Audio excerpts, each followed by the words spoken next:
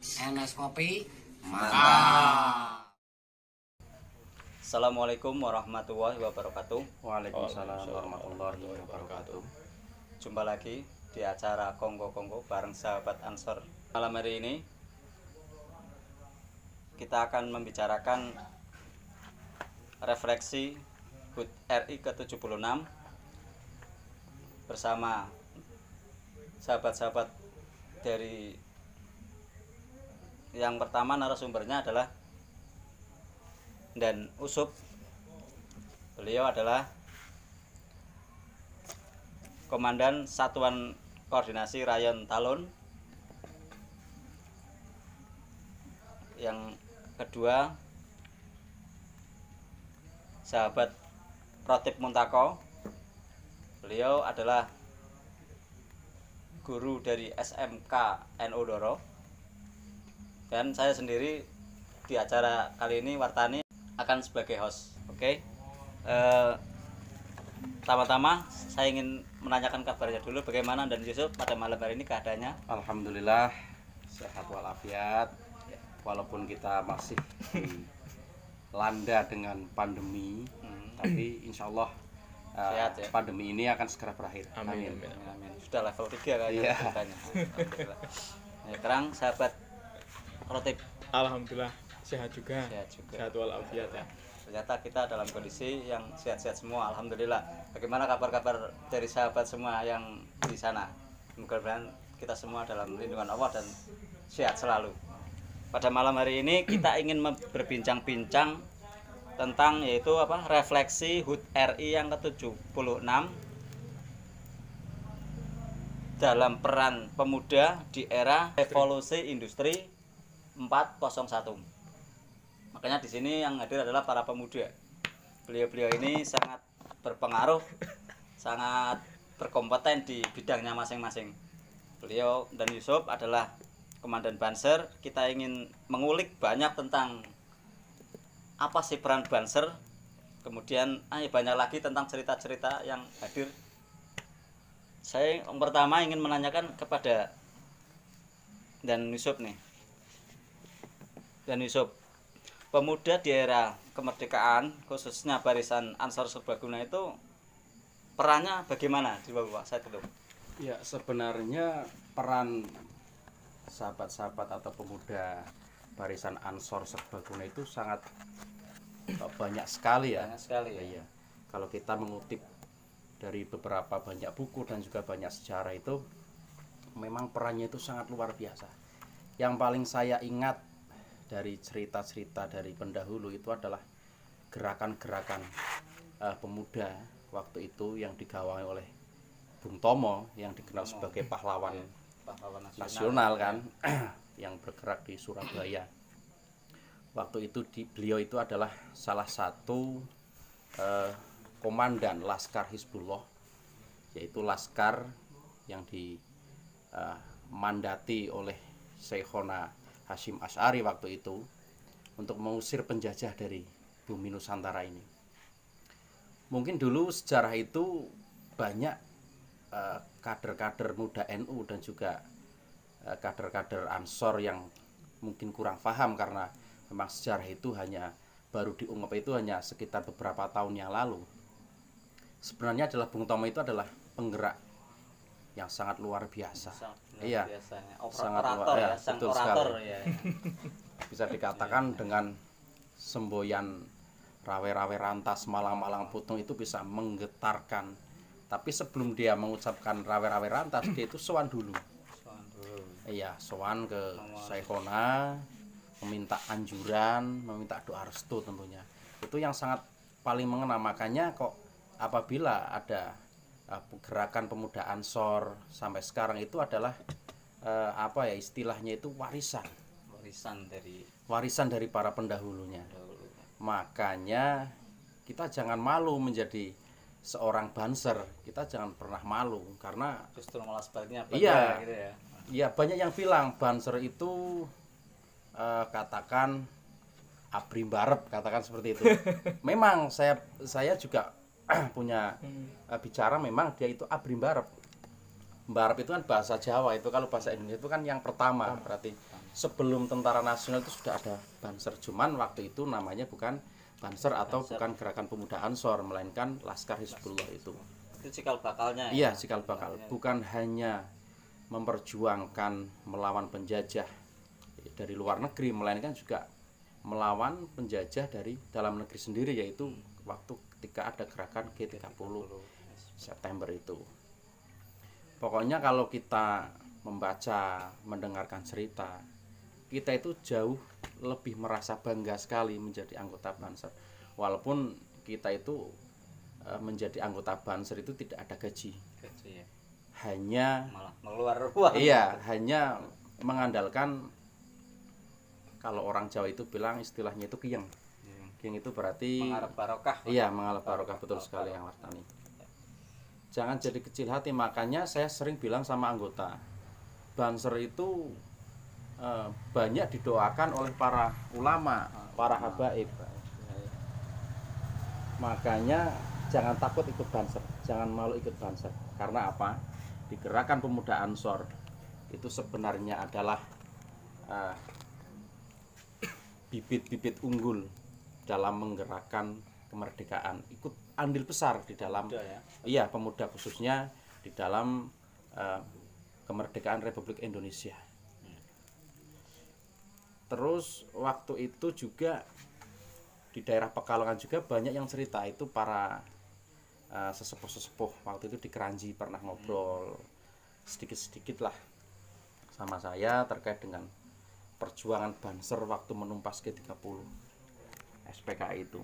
Sangat luar biasa peran dari anggota-anggota atau sahabat-sahabat kita yang telah gugur, itu sangat luar biasa. Makanya yang kita ini ya. iya, betul sekali. Makanya setiap ada pertemuan, setiap ada mau ada acara PAM, saya sering mengatakan semangat kita, semangat juang kita itu adalah Banser. Oke, terima kasih. Kemudian untuk ini sahabat Rotem nih sebagai pengajar ya, sebagai seorang guru gitu. Bagaimana apa namanya? Refleksi pemuda itu, kemerdekaan itu apa yang telah ditanamkan ya, untuk depannya tuh pemuda-pemuda yang ada di bangku sekolah. Ya, jadi kalau kita bicara dulu ya, memang usia pelajar itu juga masuk dalam usia pemuda. Sejarahnya memang dulu pelajar dulu sama pelajar sekarang ya beda. Pemuda dulu sama pemuda sekarang itu beda. Beda banget ya. Kalau dulu itu ya pemuda itu dididik ya untuk bisa melawan penjajah. Makanya dulu ya Mas pemuda Modalnya semangat. semangat tempur di lapangan gitu. Nah, kalau apa di NU sendiri, di Indonesia sendiri kan ada banyak, ada Budi Utomo, kemudian ada tadi di Laskar Hizbullah. Itu kan ada sekitar tahun 1920-an. Itu kan sebelum merdeka jauh. Dulu namanya kalau di buku-buku sejarah itu namanya Subhanul Waton, atau naik di Indonesia kan itu namanya berarti pemuda tanah air. Nah, itu yang gagas itu Ya, kayak Taliban gitu ini. Bukan. bukan, itu yang gagas Mbah Wahas Habuah. Ini embrionya Ansor sebenarnya air ini. Ini 1920, ini sebelum NU lahir kan sebenarnya sudah ada. Nah, itu memang dipersiapkan bahwa Habas Buah untuk melawan penjajah-penjajah saat itu, terutama Belanda. Cuman kan memang ketika era kedatangan Jepang itu tidak seluruh organisasi kemudaan kan memang diberantas habis oleh Jepang. Ya, makanya saat Jepang itu memang peran pemuda dalam kemasyarakatan itu tidak ada. Tidak hanya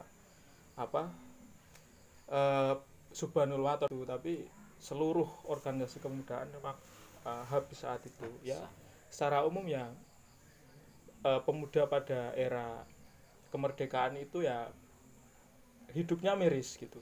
Dia masih masih muda tapi harus siap mati untuk melawan penjajah itu. Gitu sih kalau dari saya. Kemudian apa namanya Banser ini atau embrionya Banser ini idenya itu dari mana sih sebenarnya sebelumnya itu? Apa dari Bandar Waton itu kemudian udah kita bikin Banser aja atau gimana itu Mas? Kalau menurut sejarah itu kan Laskar Hizbullah dan atau apa tadi Subhanul Waton itu ganti-ganti nama itu sering sekali. Sering ya. Mungkin pada tahun berapa itu yang Rotepe itu kan diganti menjadi Barisan Ansor Serbaguna. Nah, dari itu kenapa dikatakan atau dinamakan dengan Barisan Ansor Serbaguna? Karena memang bukan hanya untuk perang sekarang kan, melainkan untuk membantu menjaga keutuhan negara Kesatuan Republik Indonesia. Salah satunya yang paling yang paling vital itu kan kita terjun langsung ke masyarakat. Salah satunya ketika ada pengajian kita selalu panggil ulama gitu ya. Ulama. Kita ngepam, kita pengamanan, dan juga Banser itu juga banyak tupoksinya. Ada Bagana yang bagian bencana itu ya. Juga ada yang bagian lalu lintas, itu banyak sekali. Nah, cuman karena yang kebanyakan sering untuk menjalan yang di otomatis yang di daerah Pekalongan, terutama di Kecamatan Talun itu yang sering aktif itu ya Bagana sama yang Banser itu yang untuk PAM keamanan ya. Kalau dari pendidikan sendiri Mas sahabat Rotep nih ya, sejarahnya yang lebih detail itu seperti apa? Awal-awalnya apakah Banser ini dari bahwa Hasbullah ya yang sebagai komandannya depan itu ya punya ide dan sebagainya itu langsung membuat Banser, ataukah dari nama kemudian pada tahun berapa Banser itu bisa diresmikan ganti nama Banser gitu ya. Jadi Banser itu kan lahir dari Gerakan Pemuda Ansor. Jadi dulu itu ya adanya Ansor dulu baru Banser itu dibentuk gitu. Jadi pengembangan ya. Namanya pun kan berubah-ubah. Pertama kali itu 1920 itu namanya Subhanul Waton. Kemudian setelah Jepang masuk ke Indonesia itu seluruh organisasi dihanguskan gitu kan. Kemudian di situ Indonesia merdeka. Nah, tepatnya pada pemerintahan Indonesia itu bentuknya serikat. Nah setelah singkatan berubah itu kan setelah seiring berjalannya zaman itu Ansor dirubah lagi pada saat kongres di Surabaya itu dihadiri Kiai Wahid Hasyim di sejarahnya itu kan putranya Mbah Hasyim Asy'ari gitu kan. Terus di situ dari ANO itu dirubah menjadi GP Ansor, Gerakan Pemuda Ansor. Berarti setelah mengalami 3 perubahan ya. Dari Pertama Subhanul Waton, kemudian ANO, kemudian GP Banu. Ansor. Banu itu Bansernya. Banser. Dulu namanya ya, Banu. Berarti ANO sama Banu. Lah kemudian berubah lagi menjadi Ansor dan Banser ya, sampai sekarang ya. Sampai sekarang. Oke.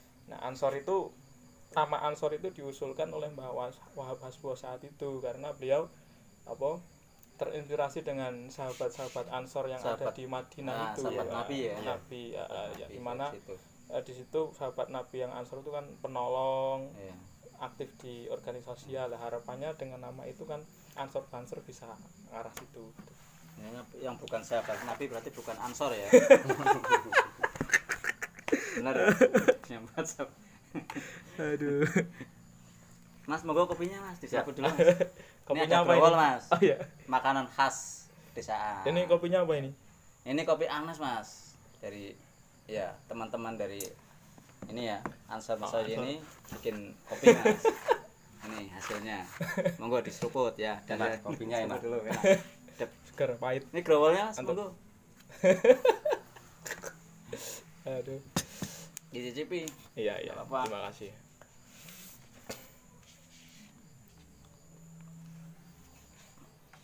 Kemudian ada pertanyaan lagi nih Mas, bagaimana tantangan pemuda nih ya? Tantangannya itu apa Mas? tantangan bagi pemuda Ansor ini, pemuda Ansor khususnya Banser yang Anda sampean jenengan ini bawahi gitu ya, hampir sampean pegang gitu. Luar biasa ini bawahi sekecamatan Talun. Kecamatan Talun. Kendalanya, tantangannya itu di mana itu? 10 desa. Kalau masalah tantangan itu sangat banyak sekali, apalagi di era yang sekarang itu kan harus melek digital. Iya. Iya, benar. Sedikit-sedikit online ya kan, sedikit-sedikit online, bahkan Terutama di PPKM ini iya, Mas, ya. nikah aja pakai online. Nah, Tapi kan sah tetap. iya Seperti betul. syarat sebenarnya. Makanya saya mempunyai apa ya, kadang guyon sama anggota-anggota atau sahabat-sahabat Banser itu, kita Banser itu harus meniru seperti singkong. Ya, kenapa saya katakan singkong? Singkong itu tetap singkong satu. Iya. Cuman bisa berubah menjadi jenis makanan growol apapun. ini Contoh seperti growol. Ya, benar, Iya. benar. Itu ada dari singkong. Keripik juga singkong. Jadi satu wadah, cuman berbagai banyak manfaat atau kegunaannya. Seperti Banser tersebut, seperti gerakan pemuda Ansor tersebut. Satu wadah tapi kita gerak banyak. Ada yang di bidang ekonomi, di bidang dakwah, ya kan? Ada juga di bidang seni. Apalagi sekarang banyak digital yang bisa meraup apa ya, harga ekonomis atau YouTuber ya. iya, YouTuber itu bisa. Makanya di gerakan pemuda Ansor atau Banser khususnya, kita harus melek digital. Itu ya. Apalagi Tantangannya sekarang ya. sistem menggunakan serba online lah. Iya. Online. Dan juga tentunya yang paling berat adalah tantangan ideologi. Itu yang sangat berat. Itu yang patut Mungkin kita kalau dulu itu kan kita perang, kita mengunus pedang atau menggunakan bambu runcing. Sekarang harus menggunakan hati, perasaan, dan pikiran. Karena apa?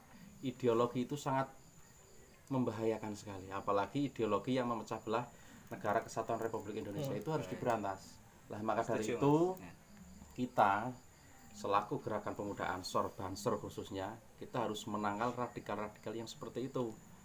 Kita tanamkan kecintaan kita kepada negara, kecintaan kita kepada ulama, kepada habaib, dan juga masyarakat dan keluarga tentunya. Karena kita dididik waktu diklat, kita harus mencintai semuanya yang memang itu benar. Banyaklah di sini kemarin ada beberapa permasalahan ya yang kita tahu terkait dengan permasalahan organisasi yang menyinggung atau menyangkut paut ke dalam politik. Kita lihat bahwa dari Banser sendiri itu tetap akan membela yang menjaga keutuhan negara untuk ideologi Pancasila tentunya. Tugas utama. Iya, itu adalah tugas Cinta utama yang karena dari harga mati. benteng ulama Benteng ulama. adalah menjaga pilar-pilar yang nantinya itu bisa dijadikan pedoman negara dan agama tentunya. Contoh seperti Pancasila itu sudah jelas. Bahkan Pancasila itu tidak semerta-merta dibikin atau dikarang itu oleh hanya orang-orang biasa, melainkan itu apa ya, bisa dikatakan Pancasila itu disebutkan itu ada di dalam Al-Quran. Iya, bahkan sampai Mbah Hasyim Asy'ari itu kan istikharah di dalam sejarahnya seperti itu. Kenapa kok ketuhanan yang Maha Esa, ya kan? Kenapa kok keadilan sosial bagi seluruh rakyat Indonesia? Setiap silanya itu Iya, ada sudah makna ini tersendiri, ya, ya. makna tersendiri. Makanya saya tanamkan kepada seluruh anggota Banser khususnya di Kecamatan Talun, di era milenial atau di era digital saat ini kita harus jangan melupakan sejarah. Itu yang pertama. Yang kedua, kita juga harus mengingat pesan dari Bung Karno. Bung Karno pernah mengatakan, bermimpilah setinggi langit. Jikalau kau jatuh, kau akan jatuh di antara bintang-bintang. Apa yang dimaksud dari puisi Bung Karno? Jangankan orang yang mempunyai pendidikan tinggi, orang yang mempunyai pendidikan rendah, itu bisa merubah atau mengamankan keutuhan di Indonesia ini. Karena apa? Bung Karno tidak mengatakan berilah aku 10 tentara, berikan aku 10 pendekar, tidak. Tapi Bung Karno melainkan mengatakan berikanlah aku 10 pemuda akan kuguncang dunia. Mungkin seperti itu. Ya, terima kasih atas uraian-uraiannya yang sangat bagus ya. Kemudian ini ya, bagi tantangan pemuda sekarang nih Mas Ratib nih, sahabat Ratib ini. Tantangan pemuda sekarang ini di Iya. Iya, gimana tantangannya nih? Iya, tadi sebenarnya wis lengkap sih dipaparkan dan Ya, tapi untuk ya. untuk sebagai seorang guru kan Ya. terutama ini siswanya yang murid-muridnya ini atau pemuda semua Memang yang belum terjun ke masyarakat gitu kan. Kalau Mas dan Yusuf ini kan sudah di masyarakat gitu ini. malang buana ini gimana ada. Sudah. Ya, jadi revolusi industri 4.0 nek basa kerennya 4.0 gitu kan. Ya, Itu kan memang era di mana semua bidang yang ada di dunia itu digitalisasikan. Misalkan jual beli ekonomi ya. Itu inti dari revolusi itu ya, revolusi industri 4. Yang dulunya itu lapak-lapak itu neng pinggiran, neng kios-kios. Sekarang udah mulai nggak laku karena dialihkan ke jual beli online. COD. Nah, pemuda harus mulai mengarah ke situ sekarang. Ya makanya sekarang banyak orang yang kaya dadak, banyak pemuda sekarang yang hanya jualan batik lewat online. Itu omsetnya udah ratusan juta. Di gitu. Sekolahan diajarkan seperti itu enggak, Mas? Karena itu kan tantangannya sudah jelas. Ya, tentu di sekolah sendiri, terutama di sekolah menengah atas itu biasanya kan ada mata pelajaran produk kreatif gitu kan. Produk kreatif. Produk kreatif. Nama pelajarannya produk kreatif. Iya, udah ada. Itu isinya ya seperti itu. Iya, cara isinya memasarkan atau cara pemasaran, kemudian cara mencari lah, kebutuhan sekarang itu kan tentu beda dengan kebutuhan dulu gitu.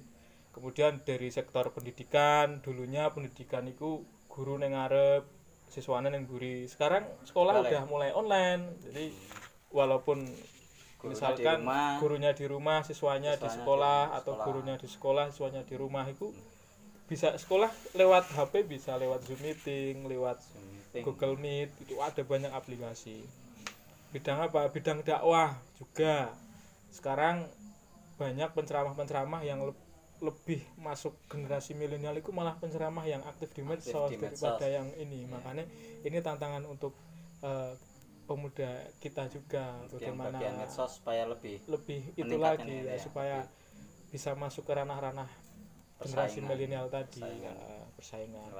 Ya, intinya gitu. Pokoknya semua bidang sekarang udah mulai digitalisasikan. Maka ketika pemuda sekarang tidak mau belajar tentang digitalisasi, tentang dunia digital, maka dia akan dilindas oleh zaman gitu. Iya, nggak bisa apa-apa. Tanya Mbak Nusuk. Mbak Nusuk media sosialnya kayak ya. Gitu. Makanya harus mulai belajar di berbagai bidang sih. Pemuda yang bergelut di bidang ekonomi ya harus mulai belajar ekonomi ya, digital marketing. Pemuda yang di dunia pendidikan ya harus mulai aktif di channel-channel aplikasi pendidikan gitu kan. Di dakwah ya pemuda ya harus mulai dakwah lewat media sosial dan lain sebagainya gitu. Ya nek jare Danusub ki nek mbiyen iku telepati kan iku rasa nggo HP Mbah Holil Mbah Hasim. Iya. Kowe ketemuan kowe ning ngendi kae Ngalas Utidan kono? Ngon Batang kae. Alas Roban kowe dongo tok tekan. Saya kan HP gini. Berarti ilmu dulu berarti ya. Ilmu dulu. Sebenarnya udah ada dicontohkan biyen-biyen kan ano. Iya. Bahkan ada yang bilang salah satu profesor ya dari Padi itu mengatakan bahwa sebenarnya 4G atau era digital sekarang itu untuk media video call atau Zoom meeting itu penemunya adalah Mak Lampir sebenarnya. Lampir kaca benggala. Lampir itu. Tapi masuk juga. Tapi idenya mungkin dari itu. Iya. Kreatif gitu. Iya. Kreatif dan kerja keras. Sukses. Iya benar. Jadi ini untuk yang terakhir ya, Iya. karena sebelum bincang-bincang kongko-kongko ini ditutup, kesimpulan dari perbincangan kita malam hari ini dari Indan Yusuf nih tentang Banser dan perannya untuk Indonesia dari zaman dulu sampai sekarang sampai zaman digital dan masa depannya itu bagaimana yang paling bagus gitu. Yang pertama menurut saya yaitu kita harus tetap ikut ukhuwah ya. Intinya ikut perintah dari para habaib, para kiai, para sepuh tentunya, dan juga kita harus ikut anjuran dari pemerintah. Gitu ya. Kalau bukan kita siapa lagi? Karena pemerintah khususnya untuk Indonesia tentunya, saya yakin untuk kedepannya ingin membawa negara ini untuk maju. Nah, seperti di Banser sendiri, kalau Bansernya lemah, ya mungkin kita bisa lemah. Makanya yang pertama kita harus menjaga kerukunan antar umat beragama, karena kita tahu untuk di negara Indonesia ini yang memperjuangkan kemerdekaan kan bukan hanya warga dari atau orang Muslim, melainkan banyak. Iya. Banyak suku, Ada orang Kristen, ada orang Hindu Bhinneka kan. Tunggal Ika. Iya, betul sekali. Istilahnya ya. Makanya kenapa ada pahlawan yang kita kenal I Gusti Ngurah Rai itu adalah orang Bali. Iya. Itu orang Hindu. Dia juga memperjuangkan kemerdekaan ini. Makanya kita tetap harus berpedoman kepada Pancasila, Undang-Undang Dasar 45, NKRI. Seperti itu. Seperti itu. Kemudian untuk sahabat Ratib nih ya, sebagai seorang pengajar, guru dari sekolahan itu kesimpulannya itu untuk pemuda-pemuda anak didik itu ya, sebelum terjun ke masyarakat itu dari bincang-bincang malam hari ini simpulannya apa untuk tantangan-tantangan yang akan dihadapi Ya. di masyarakat? Ya tentu kata Ali bin Abi Thalib itu kan, kita tidak boleh mendidik anak itu sesuai dengan keinginan kita, tapi biar dia berproses sendiri dan sesuai dengan zamannya. Tentu zaman kemerdekaan itu kan beda dengan zaman sekarang. Kalau dulu zaman kemerdekaan itu sekolah umpet-umpetan, wis dilatih perang dan yo keras lah hidupnya. Kalau sekarang hidupnya udah nyaman, udah enak gitu, Jadi merdeka. jangan sampai ada seperti dulu lagi gitu ya. Iya. Maka Trauma. beda. Kalau dulu itu ya harus kuat di zaman muda, sekarang harus lebih cerdas gitu. Sekarang tantangannya itu beda dengan dulu. Nah tadi tantangannya ya tidak mau kita harus menyesuaikan kemajuan zaman, karena sekarang zamannya adalah revolusi industri 4.0. Maka untuk pemuda sekarang ya wajib menguasai skill-skill media sosial gitu. Nah, itu aja sih. Nambahin sedikit Kang Wartani. Ya, kan? Ya, Banyak juga nggak apa-apa. Iya. Awalnya masih utuh. ya betul sekali apa yang dikatakan sahabat Kang Ratib tadi ya. Iya. Kita harus menguasai di bidang-bidang seperti contoh di kuliner atau produk unggulan. Contoh seperti Anmes ini. Ini sangat apa ya? Ide Memberikan kreatif ya sebenarnya. inspirasi. Seharusnya bukan hanya di ranting mesoi saja yang mempunyai produk Produk-produk unggulan unggulan, kopi. Tapi kalau bisa di setiap ranting di Setiap seluruh kecamatan Talun, bahkan Kabupaten Pekalongan khususnya, itu harus mempunyai ide kreatif Ide kreatif. yang ada nilai ukurnya. Iya. Dan semoga kedepannya untuk Anmes bukan hanya di kopi saja, melainkan bisa membuka apa ya, kedai ya. Oh ya, kita Apalagi sudah, kan sudah punya gede Mas. Iya. Namanya Ode Ayam Geprek. oh ya geprek. Lokasinya Khusus di untuk yang Tugu kopi. Geprek. Nanti kafe-kafe yang milenial sekarang kan banyak. Oh, itu belum. Ya, Dalam semoga proses. untuk kedepannya Iya. bisa lebih maju lagi dan bisa menggugah inspirasi dan juga bisa memberikan contoh kepada sahabat-sahabat yang lain untuk bisa mempunyai ide kreatif yang bisa disalurkan dan bisa dimanfaatkan rasanya kepada seluruh masyarakat Kabupaten Pekalongan khususnya. Terima kasih. Oke, sebelum saya tutup bincang-bincang kongko-kongko santai malam hari ini, bagaimana kalau kita bareng-bareng seruput kopinya? Kopi Anmes. Anmes. Anmes. Seger. Mantap, melek. Ya, oke, sebelumnya dan sesudahnya saya Wardani sebagai pembawa acara, mohon maaf bila ada kata-kata yang kurang berkenan di hati sahabat-sahabat semua. Saya akhiri, wassalamualaikum warahmatullahi wabarakatuh. Waalaikumsalam Waalaikumsalam warahmatullahi wabarakatuh.